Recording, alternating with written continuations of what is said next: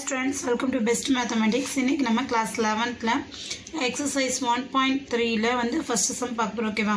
Suppose that 120 students are studying in 4 sections of 11th standard in a school. Let A denote the set of students and B denote the set of sections. Define a relation from A to B as X related to Y if the students belongs to the section Y.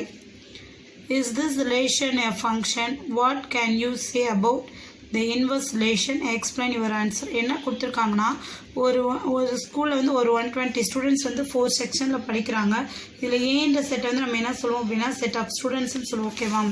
So எழுதிக்கோங்க. A is equal to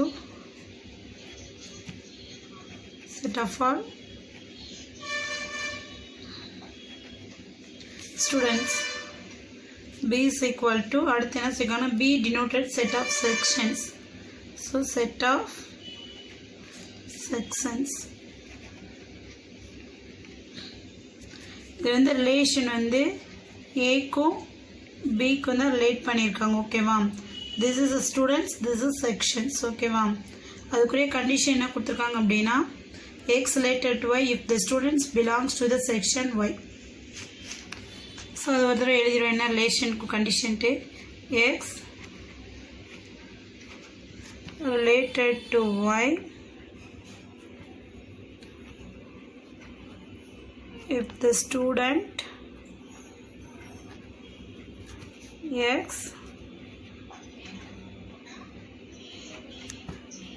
belongs to the section Y. இது வந்து ஒரு ரிலேஷனுக்குரிய கண்டிஷன்மா. இதை ஃபங்க்ஷனாக check பண்ண சொல்லியிருக்காங்க. இது கண்டிப்பாக ஃபங்க்ஷனாக தான் இருக்கும். ஒரு ஸ்டூடெண்ட் எடுத்துக்கிட்டோம் அப்படின்னா அவன் ஒரு செக்ஷனில் தான் இருக்க முடியும். புரியுதா? 2-3 செக்ஷனில் இருக்க முடியாது. இப்போ ஃபார் அரோ டயக்ராம் பார்த்தோம் அப்படின்னா இப்போ என்கிட்ட ஒரு 5 ஸ்டூடெண்ட்ஸ் இருக்காங்கன்னா x1 x2 y1 y2 x1 x2 x3 x4 x5 என்கிட்ட 5 ஸ்டூடெண்ட்ஸ் இருக்காங்க. This is set A. B என்கிட்ட செக்ஷன் வந்து y1 y2 y3 இருக்கு அப்படின்னா x1 ஸ்டூடெண்ட் y1 செக்ஷன் இருக்கான். திருப்பி x2 ஸ்டூடெண்ட் y1 செக்ஷன் இருக்கான். x3 ஸ்டூடெண்ட் y2 செக்ஷன் இருக்கான். x4 x5 y3 இருக்கான். இது இப்படி தான் இருக்கும். ஓகேவா? அதாவது கண்டிப்பாக ஒரு ஸ்டூடெண்ட் ஒரு செக்ஷன் தான் இருக்க முடியும். ஒரு ஸ்டூடெண்ட் வந்து 2 செக்ஷனில் இருக்கவே முடியாது. ஓகேவா? ஸோ இதை நம்ம பார்க்குறப்ப இந்த ரிலேஷன் வந்து என்னது? ஒரு ஃபங்க்ஷன் தான். ஸோ இந்த ரிலேஷன் நம்ம என்ன சொல்கிறோம் அப்படின்னா ஒரு ஃபங்க்ஷன் சொல்கிறோம். ஓகேவா? ஸோ இங்கே நீங்கள் எழுதலாம் எஸ் this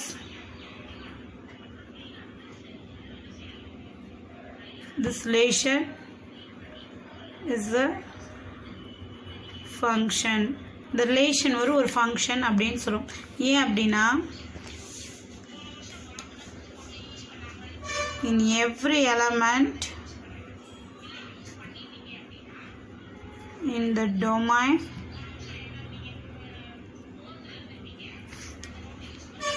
has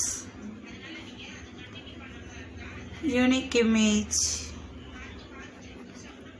இதில் இருக்க ஒவ்வொரு எலமெண்ட்டுக்கும் ஒரு இமேஜஸ் கண்டிப்பாக நம்மளுக்கு கிடச்சிருது. இது வந்து என்ன அப்படின்னா இங்கே இருக்க 2 எலமெண்ட்டுக்கு ஒரே இமேஜஸ் கிடைக்கலாம். பட் இங்கே இருக்க ஒரு எலமெண்ட்டுக்கு 2 இமேஜஸ் கிடைக்கக்கூடாது. ஓகேவா? அப்படின்னா அது ஃபங்க்ஷன் கிடையாது. ஸோ இது வந்து என்ன அப்படின்னா ஃபங்க்ஷன் தான். நான் உங்களுக்கு இது வந்து கிளாஸில் திருப்பி சொல்லிப்பேன். கிரேட்டர் தென் மாடலில் வந்து நமக்கு மேப்பிங் ஆகலாம். லெஸ் தென் மாடலில் நமக்கு என்ன ஆகக்கூடாது? மேப்பிங் ஆகக்கூடாதுன்னு சொல்லுவோம். So this is a function. நீங்கள் என்னென்ன கேட்டிருக்காங்க அப்படின்னா வந்து ஃபஸ்ட்டு கொஸ்டின் வந்து define the relation F A to B as இது கொடுத்துட்டு இஸ் திஸ் ரிலேஷன் ஃபங்க்ஷன். இது இந்த ரிலேஷன் ஒரு ஃபங்க்ஷனா? What can you say about the inverse relation? அடுத்து என்ன கேட்டிருக்காங்க அப்படின்னா இந்த ரிலேஷன் ஒரு ஃபங்க்ஷனாக கேட்டிருக்காங்க. அடுத்து இதுக்குரிய இன்வர்ஸ் நம்ம போட்டோம் அப்படின்னா அதுவும் வந்து ஒரு ஃபங்க்ஷனா அப்படின்னு கேட்டிருக்காங்க. இதோட இன்வர்ஸ்னால் என்ன அர்த்தம் அப்படின்னா அதாவது ரிலேஷன் நம்ம எப்படி எழுதணும்? ரிலேஷன் ஃப்ரம் A to Bன்னு எழுதணுமா? ரிலேஷன் ஃப்ரம் A to Bன்னு எழுதணுமா? இதை அப்படியே மாற்றி எழுதுவோம். relation from B to A எழுதுவோம். ஓகேவா? B is represent a section, A is represent a students. ஓகேவா? இப்போ இதுக்கு ஆரோ டயக்ராம் பார்த்தீங்க அப்படின்னா இதில் வந்து நான் y1 y2 அப்படின்னு 2 ஸ்டூடெண்ட்ஸ் எடுத்து 2 செக்ஷன்ஸ். ஓகேவா? B is a section, A is a student. இப்போ ஸ்டூடெண்ட் வந்து இங்கே x1 x2 x3ன்னு எடுத்துக்கிட்டேன் அப்படின்னா x1 x2 இந்த ரெண்டு ஸ்டூடெண்ட்டுமே எந்த செக்ஷன் இருக்காங்க, y1 செக்ஷன் இருக்காங்க அப்படின்னா இங்கே டொமைனில் வந்து ஒரு எலமெண்ட்டுக்கு எத்தனை இமேஜஸ் கிடச்சிருச்சு, 2 இமேஜஸ் கிடச்சிருச்சு. So this relation is not a function. ஓகேவா? அதாவது இந்த கண்டிஷன் அப்படியே இன்வர்ஸாக மாற்றி பார்க்குறோம். இன்வர்ஸ்னால் வந்து ஏன்ற செட் பியாகவும் பின்ற செட், அதாவது டொமைன் கோடொமைனாக மாறிடும், கோடொமைன் டொமைனாக மாறிடும். அப்படியே ஒன்றுக்கு ஒன்று மாற்றி நம்ம பார்க்குறப்ப இது வந்து ஃபங்க்ஷன் ஆச்சு. பட் இது எப்படி இல்லை, ஃபங்க்ஷனாக கிடையாது. ஓகேவா? அப்போது இது வந்து ஒரு ஃபங்க்ஷன், இன்வர்ஸ் ஃபங்க்ஷன் வந்து ஒரு ஃபங்க்ஷன் பார்த்தா கிடையாது. இந்த ரிலேஷன் வந்து இன்வர்ஸாக மாற்றுறப்ப ஃபங்க்ஷனை ரெப்ரசன்ட் பண்ணதெல்லாம் கிடையாது. ஸோ எழுதுறோம். ஓகேவா? A section has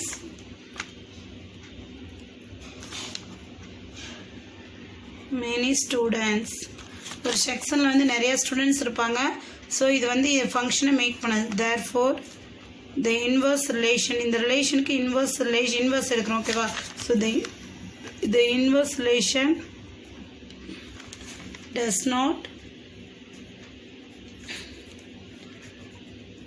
represent a function. இப்போ இந்த சமயம் என்ன பண்ணிக்கணும், இன்னொரு தடவை சொல்கிறேன் கேட்டுக்கோங்க. ஏன்றது வந்து ஸ்டூடெண்ட்ஸாகவும் பின்றது செக்ஷனாக வச்சு ஒரு ரிலேஷன் மேக் பண்ணியிருக்காங்க. அதை வந்து ஒரு ஃபங்க்ஷனாக பார்க்குறோம், அது ஒரு ஃபங்க்ஷன். அடுத்து இந்த ரிலேஷனை வந்து இன்வர்ஸ் மாற்றுறப்ப இந்த ஏபி வந்து பிளேஸ் மாறி அது ஆரோ டயக்ராம் பார்க்குறப்ப அது ஃபங்க்ஷன் செக் பண்ண சொல்லியிருக்காங்க. அது ஃபங்க்ஷனில் ரெண்டுக்குமே ஆன்சர்ஸ் வந்து எக்ஸ்பிளைன் பண்ண சொல்லியிருக்காங்க. நம்ம எக்ஸ்பிளைன் பண்ணிட்டோம். ஓகேவா?